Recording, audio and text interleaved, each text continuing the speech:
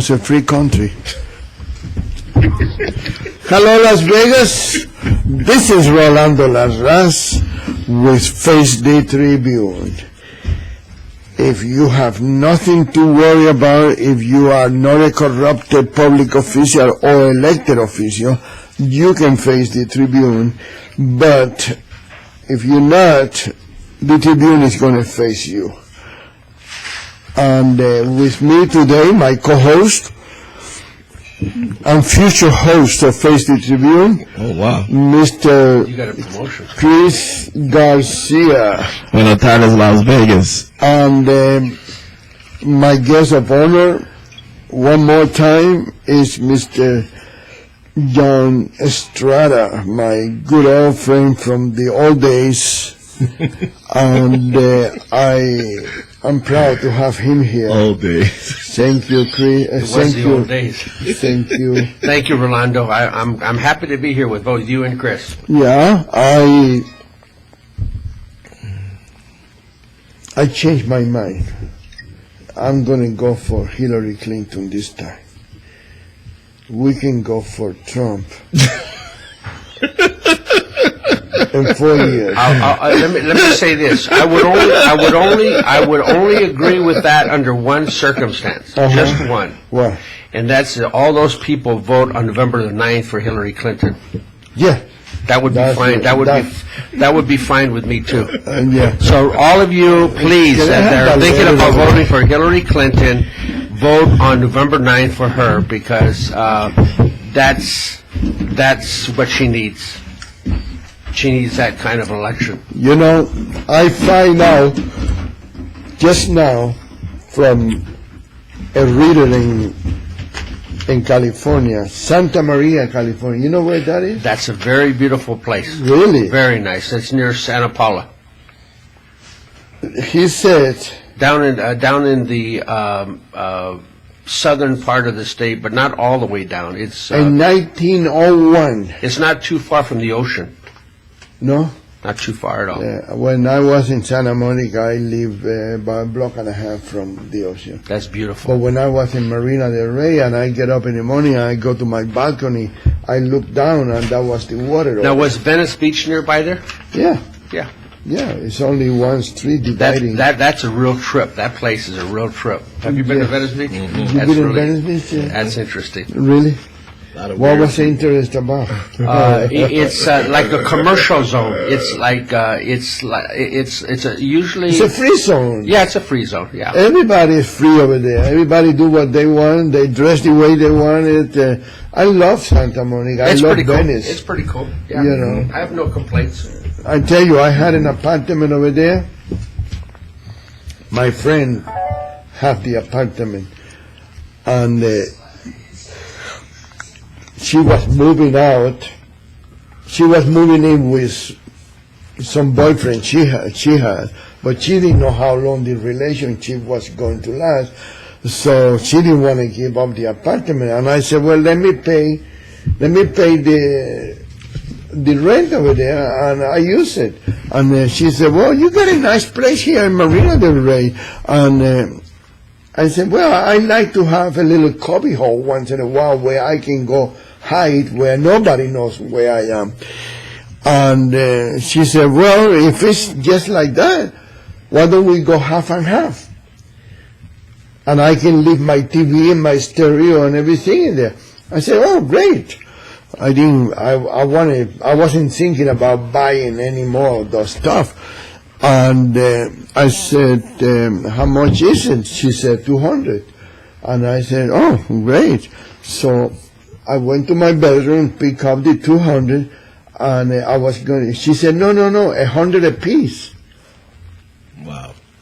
I've been in her place, a typical Santa Monica place, 2 apartments in this side, 2 apartments in this side, and the palm trees in the middle. Nothing fancy. Everything was miniature. Everything. Living room was good enough for 1 couch and 1 chair. That's it. The bedroom, you can even put, almost you cannot put a king-size bed in there. It had to be a queen. And I said, why? Why so cheap? Santa Monica hasn't rent control. Yeah. And when I rented the place, that was the price, and they cannot raise it. Wow. Oh, wow. I couldn't believe that. For almost 10 years, I kept that place. In the beginning, I was paying just $100, but then I was just sending her, and you're from California, any motel, any cubby hole, any shitty room in California, it's $100. Yes. Easy. They have lost respect for the money over there. So if I pay even $100 a week on flying over there and things like that, That's a good vacation. it was a good mind release. Sure. It was like a therapy to me, Yes. going there in the weekend, walk to the ocean, Yeah. walk to the sand. Yeah. Oh man, Yeah. I miss that. That's such a Of great. course, now you don't have $29 air Wow. price, but Yeah, it's the cost of living in California is ugly. ugly, ridiculous. ugly. And I feel sorry for those that have big commitments, because they're basically all they're doing is working for their rent. That's it. Working for their That's all they're expenses. doing. But I was very lucky in California. No. I used to live I never lived there, but I used to have a place there. I had a place in Hollywood where I was staying over there almost 370 days a year. My friend owned the building, so he gave me the penthouse for free for 2 years. Wow, that's so cool. Wow. And the only reason that I moved out of there is because he sold the building. Yeah. And he's dead now. Yeah. He sold the building, and they want to charge me, I don't know what, $1,400 or $1,200. Yeah. It was right behind the Chinese theater. Wow. On right behind Hollywood Boulevard Yeah. and Orange Street. Yeah. Yeah. And beautiful penthouse over there, Well, maybe one of these shows we could talk about housing, because housing is such a enormous political process. Everybody needs housing, and those that don't have housing have it even worse. So it's definitely a topic that I'm surprised that very few politicians talk about. Yeah. And in Las Vegas, it used to be a paradise for rent. Mm-hmm. I used to have an apartment on Paradise Road and Sands, $200 a month. Actually, I think it was $180 or something like that, but $200. 2 bedrooms, 2 bathrooms. Wow.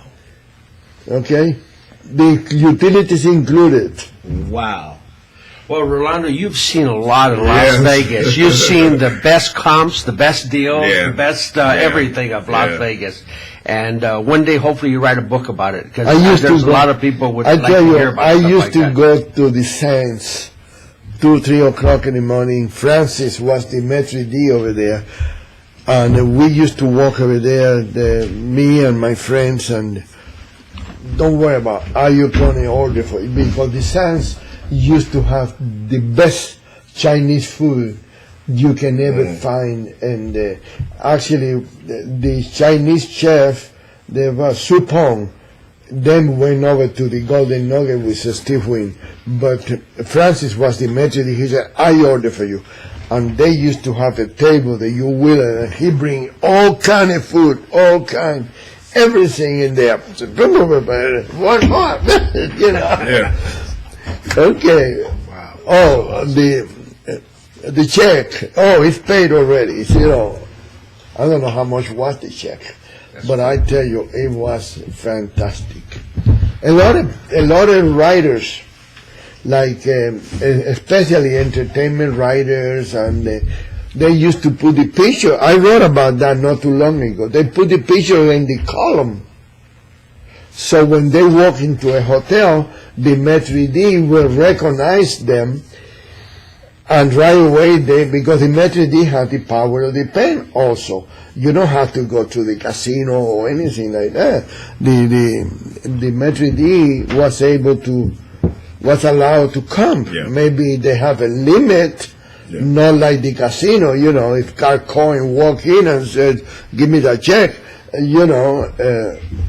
it's an open check, whatever you want. Sure. Crystal, dumpling, whatever. Because the people in Las Vegas, they used to take care of their customers. Well, you used to have a lot of comps. Oh, I love that. Oh, yeah, I know you do. Comps were the best. Yeah. It is really amazing the attitude of some of the owners. I mean, some of the workers today. You would think they would have a better attitude, service, public relations, human relations, but it's like they could treat people bad and they don't have to worry about it because they just have endless amounts of people coming in. So, and that's too bad because I think that if they had that good public relations, human relations, they would by far even get even more business. I agree. Yeah, but they cannot. Go ahead. It became corporate, and once you get corporations involved, then the people suffer. But that's happening all over the country, and it's been happening for decades. Is that the corporation of America, and there's a whole. And it still exists today. I was just talking to my wife about it before we came over here, and people don't understand that 30 to 40% of the economy in the United States and all over the world is what I call an underground economy. Mm-hmm. And part of that world is the comps and the casinos. Well, it used to be.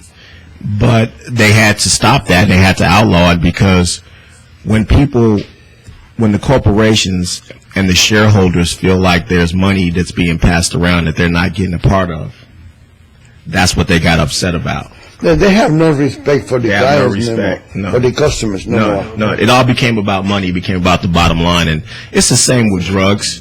Drugs has always been a part of this society. Since the country started. There's no way that you can ship, fly, drop. Really? The amounts of drugs. Really, that much? Yeah. It used to be opium. Well, it used to be, there's always been drugs and alcohol. I mean, that was the whole part of prohibition. They just didn't figure out, they didn't know how to tax it. Once they realized that they could tax the liquor, then they made it legal. And they're doing that with marijuana now. I think eventually they'll do that with every drug when they figure out how to tax it. You'll be able to go to your local. I don't agree with that. I don't agree with it, but I don't agree with it. I don't think it's right that they make marijuana legal. But I think that what's happening is that what these politicians and what these people are beginning to understand is that there's only so many ways to create money in America. There's only so many ways. And eventually, if you want to keep the economy going, you have to get your hands dirty. You have to get in that 30 or 40% of the underground economy. And you have to figure out a way to legalize it, because when you legalize it, it doesn't make you look as bad. Now, unless people are silly, that politicians and these Border Patrol agents and a lot of people have been on the take from these drug lords for years. It looks very bad.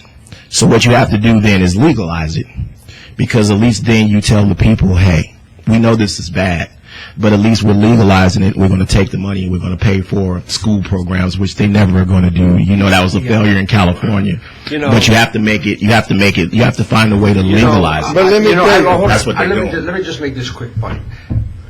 I understand where you're coming with this, and there's a lot of advocates for legalization for a lot of stuff.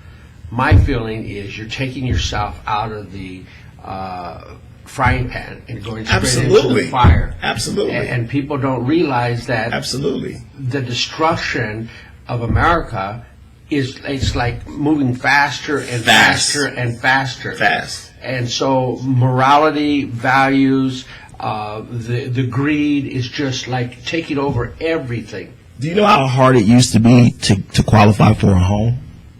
It used to be so difficult. Only the people whose credit was in order when I was coming up in the 60s and 70s could you get a home.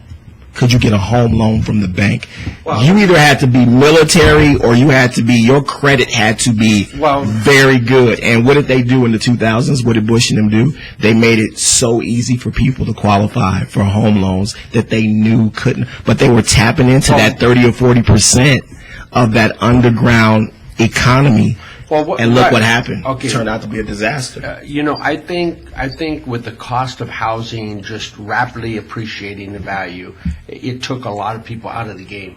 But initially, back right after World War II, the GI Bill created a vehicle for veterans to buy homes with no money down. Absolutely. And the government was willing to guarantee those loans, which gave a lot of middle class veterans the ability to buy homes for their families. Right. So that was a boom for the housing industry. Yeah. Tremendous boom. Yes. Now, back in 1975, the average home was like $35,000 in California. Yeah. How much? $35,000 in 75. In fact, I was in the real estate business in 1975, and the very first home I sold was $35,000. It was to this Indian family, from India. He told me They pay cash? he was an engineer. No, he got financing. Oh. He got conventional financing. He put 20% down, and he financed the balance for $35,000. And so it was easy in those days because financing, you did have to put a down payment, 10, Absolutely. 20% down, and saving money was difficult for many, many people. But through time, they found all kinds of different vehicles to finance real estate. And so the good thing about him was that, he worked hard, he worked smart, and that was his very first home. He was so proud and happy to be able to buy a home. It was like a home run. And so years later, he sold that home and bought a brand new home in a very exclusive area in Fremont, California. And that home today is probably worth like $2 million.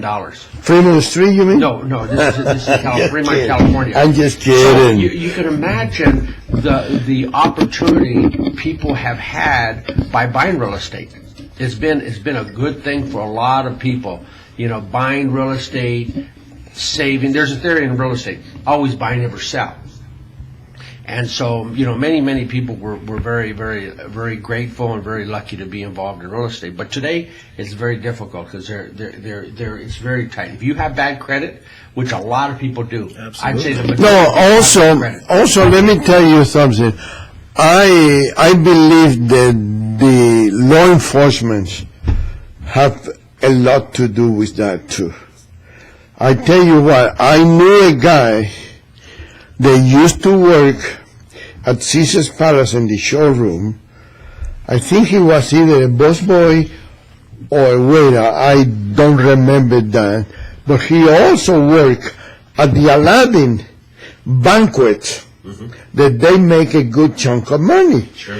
Well, unfortunately, we Cubans like to live very comfortable, and we might don't spend money in many other things, but we like nice houses and nice cars. Can I just jump in real quick? Yeah. You said Cuban, and today brought me to a very interesting day today. Right. Lucille Ball's birthday is today.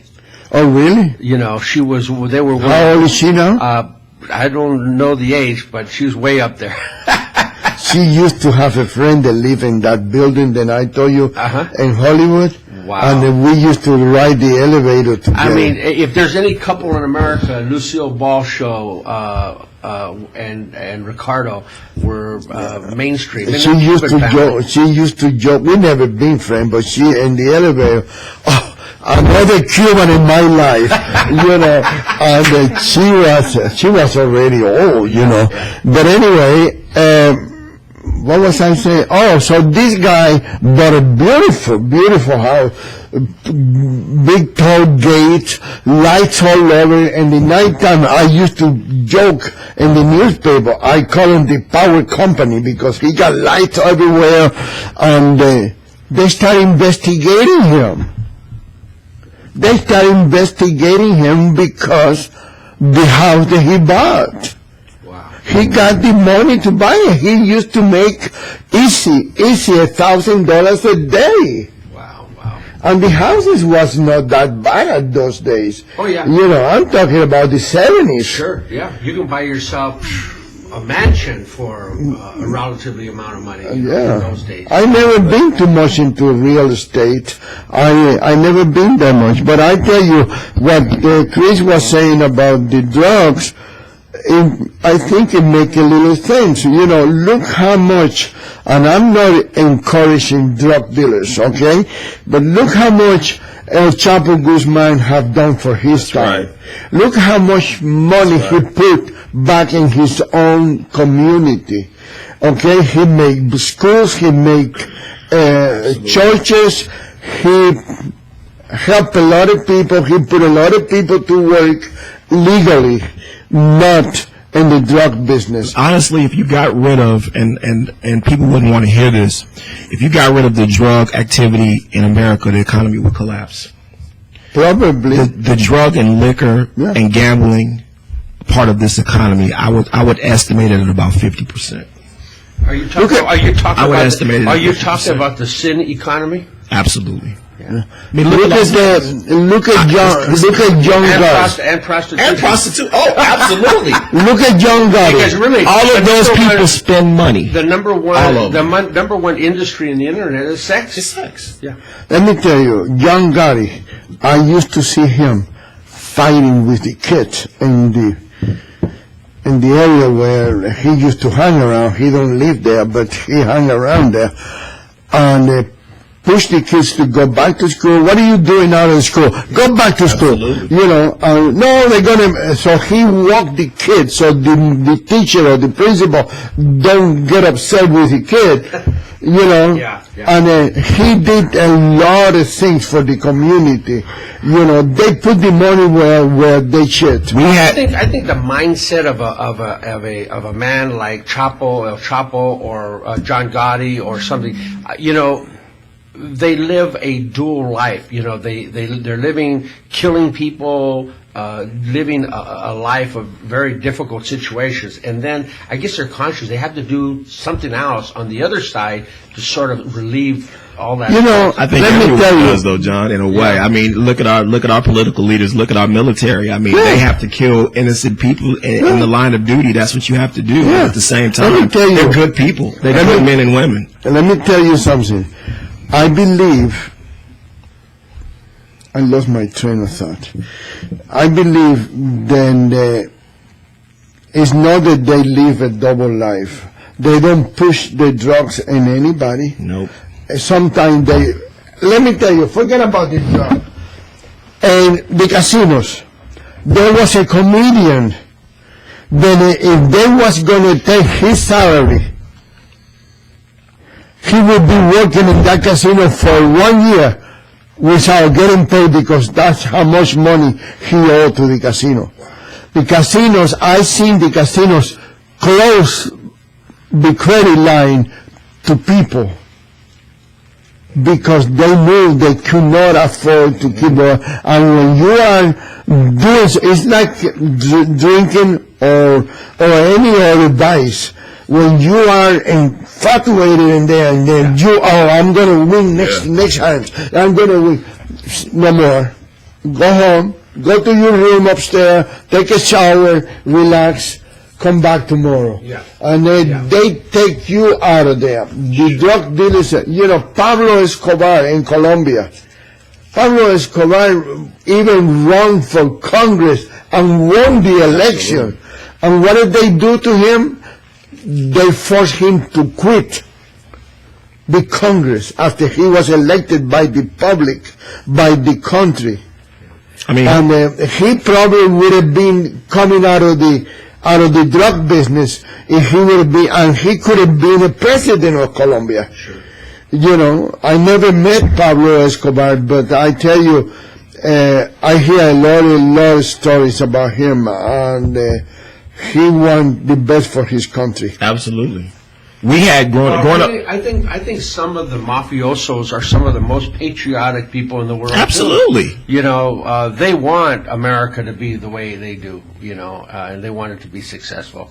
And but it's sort of like a dual-edged sword there. Absolutely. I mean, growing up in Chicago, I knew a lot of the gang members, and I was kind of respected. They would come to me a lot of times, and we would have like mediation, what was going on in the neighborhood, and we need to, make sure that, if you guys are going to do this or do that or retaliate, make sure that there's no children around, make sure there were rules to how things were done that there aren't anymore. And we would have community meetings with the police. I would talk to them, they would talk to me, and their whole goal was to cut off the head of the snake. And this is the time in Chicago on the South Side where we had gang leaders of the Gangster Disciples, gang leaders of the Latin Kings, gang leaders of the Mexican Mafia. I would sit down and talk to all of them. And these guys were like CEOs of corporations. They were not stupid at all. They ran drug empires. Everybody got paid. Huh? They invested in their communities. These guys were now they didn't have college degrees. They didn't go to Ivy League schools, but they could have sat down and talked business with the smartest CEOs in this country. And I tried to tell the police that were there, I said, listen, I know you guys want to have indictments against these guys and you want to lock them up, and it looks really good on TV, but what you will have left to run these communities will be children then that are not respected, and you will have gang wars then. Is this what's happening today? That's what's happening. Chicago went from being one of the safest communities. It is now the most dangerous city in the United States because their job was to cut down all of the projects. And what happened was it was condensed into a certain area in Chicago. Everybody knew you went to Cabrini Green to get drugs. You went to Robert Taylor Homes to get drugs. And they were controlled by these drug kingpins who didn't allow shootings because it would bring attention on the streets. Yeah. Everything was controlled. Everything had a way. And even though it was corrupt, there were rules and people were safe. They used to escort white people from the suburbs to come in, get their drugs, walk them back to the train station so that they got home safely. There were rules to the way things were done. And I said, the only reason you guys... all rules are off now. The rules are off right now. And that's happened in L.A. when they arrested the leaders of the Crips. In the old days, yes. You was not allowed to kill anybody in Las Vegas. Right. You want to kill somebody, that's take it out of the state line. That's right. That's let me tell you, I spent a great deal of time with my door. I never used the key. My door was always open. That's right. I used to have an office at the airport office building, 5441 Paradise Road. And people used to get off the plane and they come to my office and let me go to your place and refresh a little bit so we can go grab a bite to eat. Okay, give me the key. No, the door is open. It's open. Yeah. They look at you like you're crazy. I never closed my door. I mean, I shut the door, but I didn't lock the door. That's what I'm saying. The more I look at life, the more I see balance to it. Yeah. It's really amazing. Like, for instance, like Las Vegas. Las Vegas, they say it's Sin City. But did you know there's more churches and more religion activity than probably any other city in the United States? So it's amazing how balanced there is. One time, I left my car in the side street by the Mint, the old Mint Hotel. You remember the Mint? Yeah, yeah. Okay, it's a horseshoe now. And my camera was in the back seat. In the old days, you don't take pictures with your phone. You take pictures with the camera. Yeah. In the old days, you type with a stupid typewriter. You don't type in your phone. I learned with the old typewriter. Anyway, I left my camera in the back seat, and the doors was unlocked. 3 days later, I came back, and my camera was still there. Wow. Today, I'm lucky if I get the car to stay there. Otherwise, the tires would be gone. That's what I was just going to say. Your tires, the radio, the battery, everything would be gone. Absolutely. Absolutely. But no, it wasn't. Was there? I didn't even get a ticket because the cops knew my car. That brings a story to me that me and my father, we were very, very close. But we had this old refrigerator, and we didn't eat anymore, so we said, well, we're just going to put it. My dad wanted me to put it in the back, and I said, Dad, don't put it in the back. because someone's going to come and take it. He says, oh no, there's no way they're going to take that old refrigerator. I'll be a son of a gun. A couple hours later, we went back at it was gone. I put a TV the other day in the sidewalk in the curb. Yeah. By the time I went out for the second time, the TV was gone. Yeah, exactly. And the TV didn't even work. Yeah. That refrigerator was like, I mean, I can't even believe it. Yeah, That's amazing. We're not getting too far off subject, everybody, but we're just talking about how much things have changed, in the economy, and as far as how things used to be in the old days, especially in Las Vegas, where the people were more, the main focus. When you came here, you were treated a certain way. You were treated with respect, and I can remember even when I first came here in 1990, and my favorite place in the entire world was the El Cortez. And you could go there, and if you spent a few dollars there, they treated you like you were a king. I mean, they used to come out, and I didn't gamble that much. I'm very cheap. Look who was running. That's Look who was right. running that That's place. right. That's Jackie right. Gone. You know, I sat He down. used to walk around. He would come downstairs. I sat down with him one time to Sweetest play man. poker. He used to play Yeah. poker right Very there. good. Yeah. And there and the Union Plaza. Yeah. because That was so cool. He You was. didn't even have to gamble that much. I He mean, used to come to my store over there Wow. on Fremont. yeah.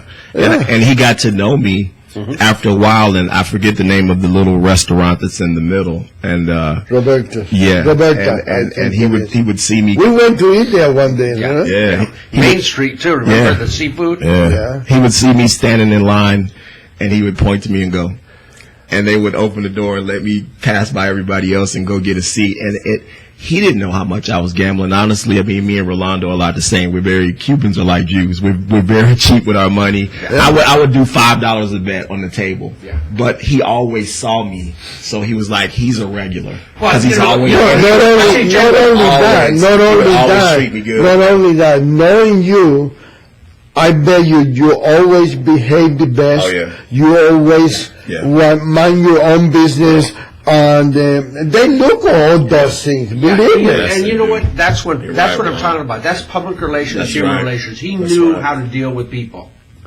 And I guarantee you, as long as, like Rolando was saying, as long as you're cool, he'll be cool. Yeah. But I guarantee you got out of whack, Oh, yeah. you'd be Oh, yeah. taken care of Yeah. too. I used to see him walking his dog every morning, all by himself, quietly, and he used to come over to the store and talk to Dwight, and my partner in the store over there, where the container is nowadays, 709 East Fremont. I remember that.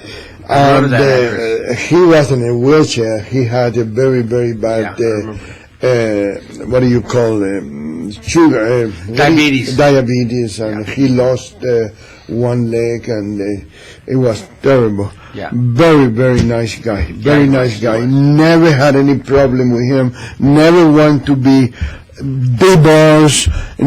Always record of everything. Yeah. Record of everything. Why? You don't need to show me that. Well, maybe someday you want to read it. Yeah. Always Right on. Yeah. perfect guy. Yeah. Rest in peace. Yeah.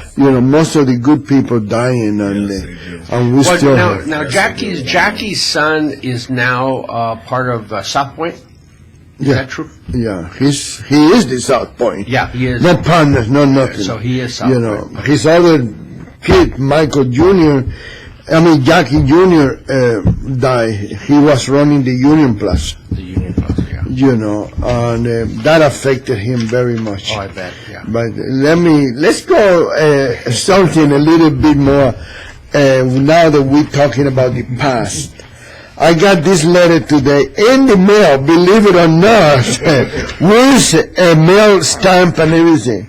It is a wonder that black people vote for Democrat, especially when in 1901 they passed a poll tax to prevent poor Mexicans and blacks from voting. Blacks were Republicans at the time. Democrats also passed a law in the early 1900s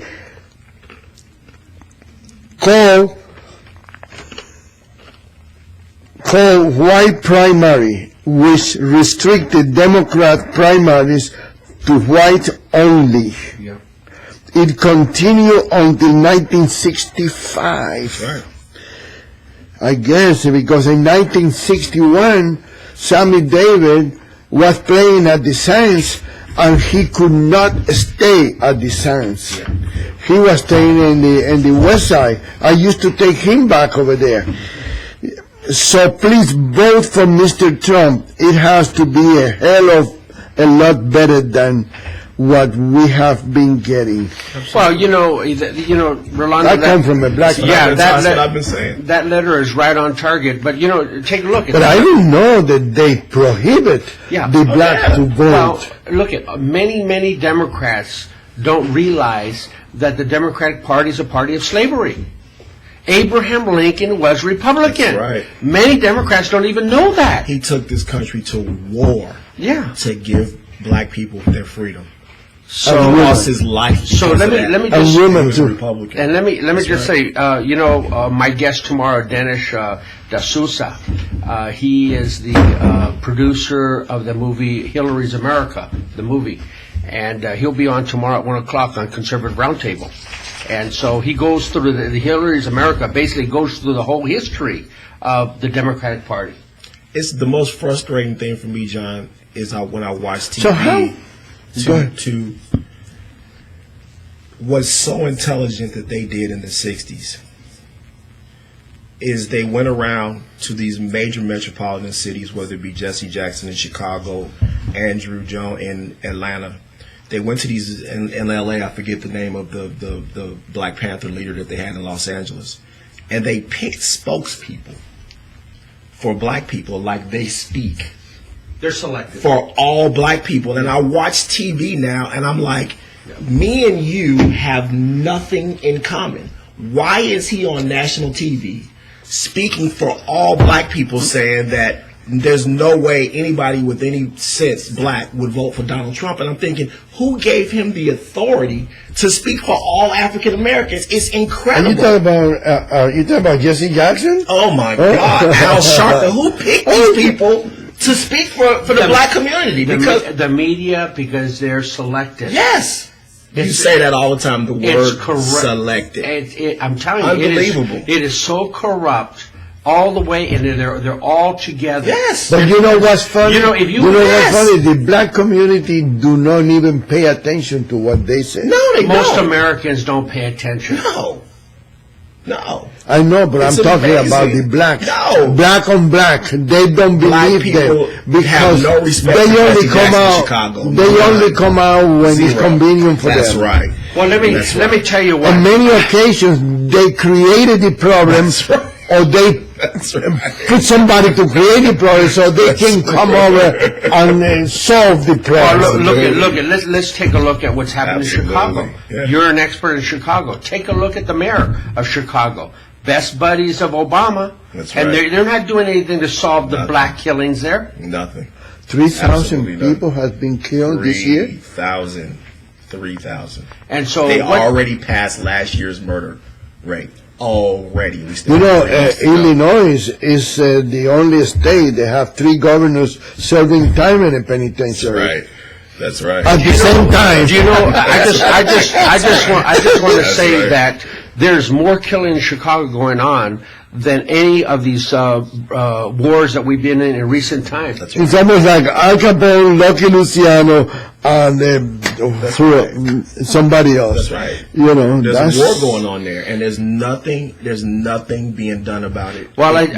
I think it's time to get this law and order under the control. government. And so, but see, The government create all those Yeah. commotions, But all see- those shootings but Hillary, to benefit themselves. Absolutely. you know, Wanda.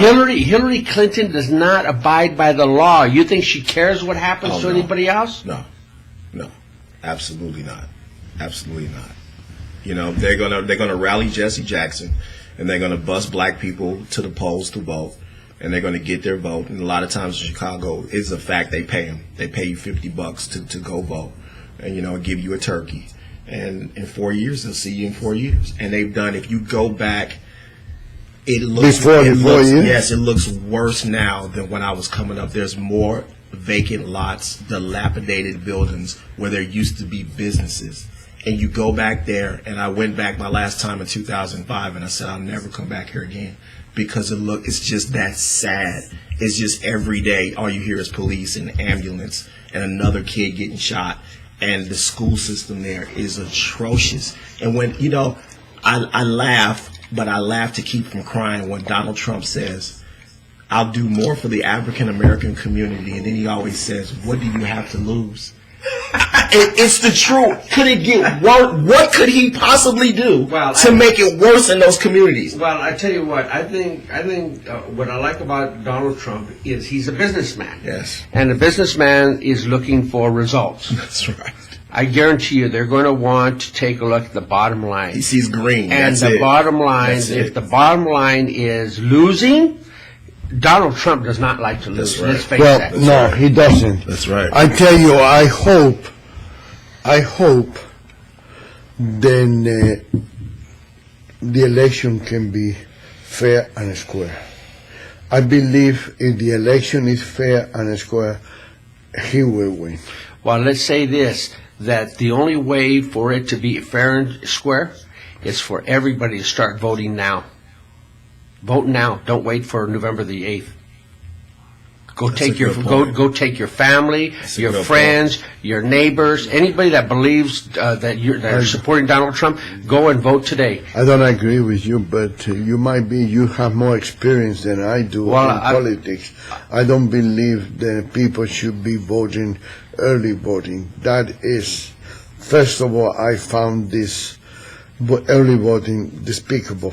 Well, we're talking nationwide, and Las Vegas, you're right, may be a different story, but nationwide, it really does make sense to run up the score. But let me ask you. It's running up the score because I guarantee you, the media will use that every single day. We'll hear the same thing over and over by the media that according to the people that have voted, there's more Democrats voting than Republicans. Yeah, they're already saying that. Donald Trump has no chance. Yes, there's no way they can catch up. Yeah. They'll drip, and they'll convince the people it's over before it's over. Yeah, that's what they're doing. And so that's why we need to go out and vote now. And I think on take your November 8th, friends. there's going to be a lot of problems. Oh, I just yeah, have that a was- feeling that's exactly on what that- November the that- 8th, there's going to be a lot of problems. I guarantee with those you, voting that's places. where the rigging and the Yes. control will start taking place, and then they'll run out of ballots, Yes.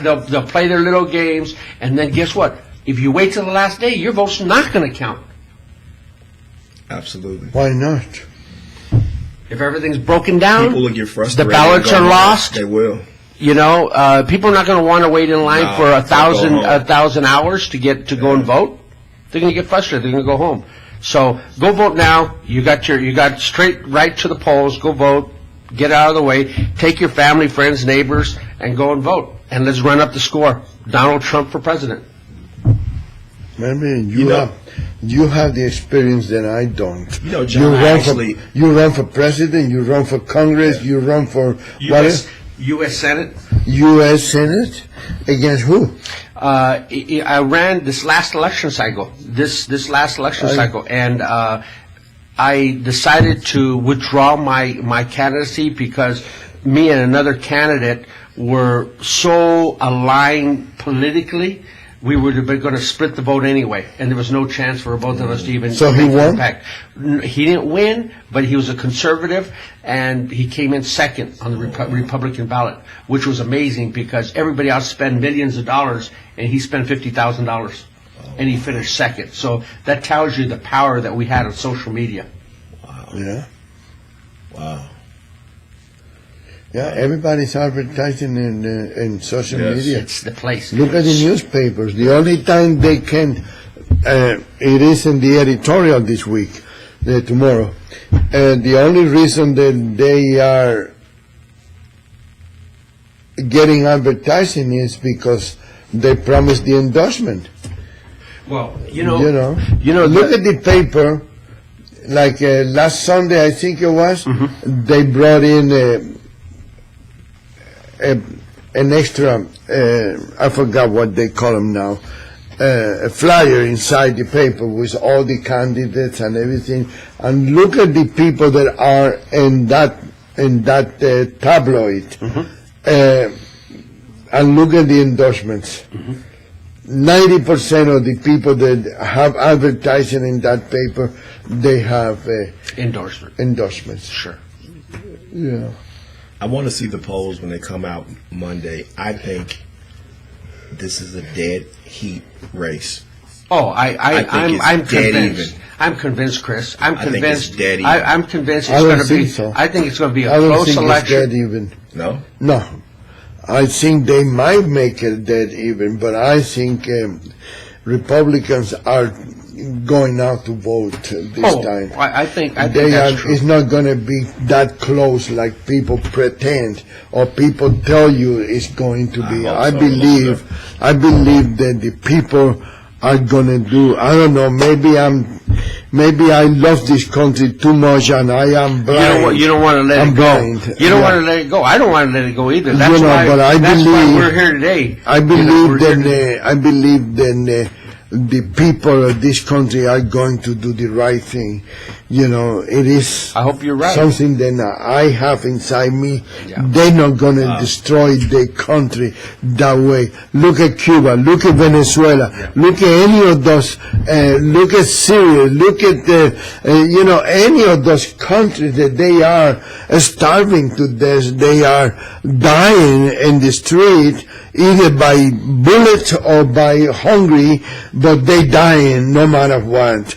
And I tell you, it's a shame that they let him go, because I probably won't see it. I'm too old to be seeing the results, but maybe I'm not going to be that old. Maybe the results are going to be seen very close, very soon. You know, jobs are going to be missing. Money is going to be a thing of the past. They're going to give you a card. Go to the store and buy the groceries. Go to I guarantee you what's going to happen on November the 9th when the results come in and Donald Trump is elected president.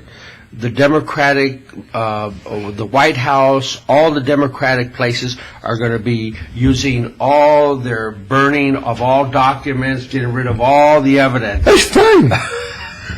I guarantee you they're going to get rid of all their dirt. That's fine. Maybe maybe that is the best thing that can happen. Maybe we can forget the day before and start a brand new life. Forget what they did. We are going to tell you what we are going to do for you now. You know, maybe that is the best thing that can happen. Let it burn every piece, every inch of corruption that they have, because they're not going to have it anymore. They're not going to enjoy it anymore. And I believe that the people of this country are not going to allow another era like Hillary Clinton and Barack Obama and Bill Clinton and the Bushes too. Yeah. You know, the Bushes are as guilty as anybody else. Well, their hands are all over everything, all of them. Look what they did. His nephew is the one that recorded that tape. Yeah. Billy Bush, and then he gave it to Megyn Kelly to take it to the New York Times. So his hands was completely gone. They erased his fingertips, his fingerprint. Well, it's a sad state of affair, but I'm sort of like from the old school, and that is that it's really important that we put the spotlight on and we showcase all the corruption. I wish you read the Tribune once in a while, because I wrote about that a couple of weeks ago. Yeah, and I wish and I wish that they hold every one of these people accountable, including Barack Obama, for corruption. It's a shame that the Bushes sit down and be sandwiched between Obama and Joe Biden, and they misses, you know. And the convention is going on, and they didn't even attend the convention, then of their own party, you know, and they sit with the enemy. I don't know where it was, in a game or whatever it was. You know, they were sitting and then look at John Kasich in his own state. and he didn't have the decency to at least be there for 1 hour and shake some hands and respect the people that the people of this country nominated, because this is one thing that bothers me about these people. You know, they wanted Jeb Bush to continue the Bush and the Clinton administrations. The people didn't select. They have a chance to select it. There was 17 people in that stage. That's right. Well, I guarantee you, this will be Hillary Clinton's last hurrah. There's not going to be another time for her. This is it. If she makes it, she makes it. If she doesn't, she's out. Because they're not going to take another shot at her. No. Losing to Obama, losing to Donald Trump. In fact, this time the Democrats blundered. They made a big blunder by supporting her. There was a lot of other Democrats that probably had more credibility, more chance of having a better run for this. And be more likable. And more likable. And I guarantee you, the and more respectable.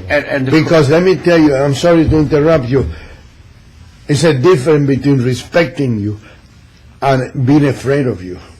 Go ahead. Exactly. You know, my father told me that one time. He said, I don't want you to be afraid of me, I want you to respect me. Yeah.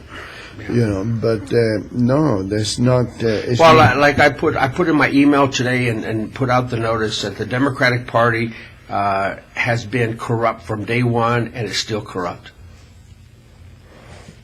And I tell you, there's more hanky-panky in the Democrat Party than it is in the Republican I guarantee you, if the Republican Party don't get their act together, they're going to be non-significant. As long as we are going to be man, always going to be man, and they're not going to respect their job, their position, their family, it's going to be like that. Do you know that George Bush, the old man, had a mistress?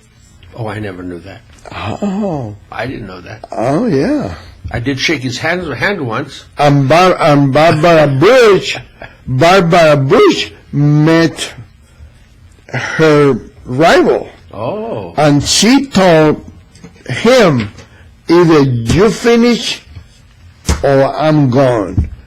And that would be the end of your political life. Oh, heck yeah. Because I'm going to walk away. She was playing hardball. He was intelligent enough to say, wow. But Hillary never made that kind of terms to No, Bill of course Clinton. not. I don't think he would have been able to. The guy is sick. Yeah. He's mentally sick. He's a predator. He is. That's a sickness. That's an illness. You know, he's a dirty, dirty old man. You know, and She's a nasty, nasty woman. Oh, did you see Elizabeth Warren today using that nasty woman? We nasty woman, Yeah. nasty woman. I can't believe that they used that. But I believe that we need change, guys. We need that change for good, for the best, because we're not going to need the change. We all down the hill now. What do you say, down the hill or up the hill? I don't know. It depends on which way you're going. Well, we're going old. We're going, I don't know. It's easier to go down the hill than it is up the hill. I'm lucky if I last 10 years. I'm lucky if I last 10 years. Wow, let's say this. I won't say it's luck, it's blessed. You'll be blessed if you make it another 40 years. 40? You mean 4 or 40? 40. Oh, don't scare me, man. 4 years. 40. Oh, no. Oh, I know I won't. Well, you don't know that. That's God's will. No, I don't know. That's God's timetable. That's right. I don't know too many people that live past the 100. Well, let's say this. There are people in the world that have lived to be 115. Okay, so it's time to wrap it up. Thank you. You know, don't forget, Donald Trump is the man. thank you for listening. Thank you, John Estrada, for being here and give us your wise advices. Chris, Thank you for having me. get used to this because you're taking over pretty soon. So Thank you. Hopefully not for another 40 years. I'd be happy with that. Thank you for listening. Thank you, America, for what you have given me all these years. And thank you, all of you, for listening. And God bless you. God bless America.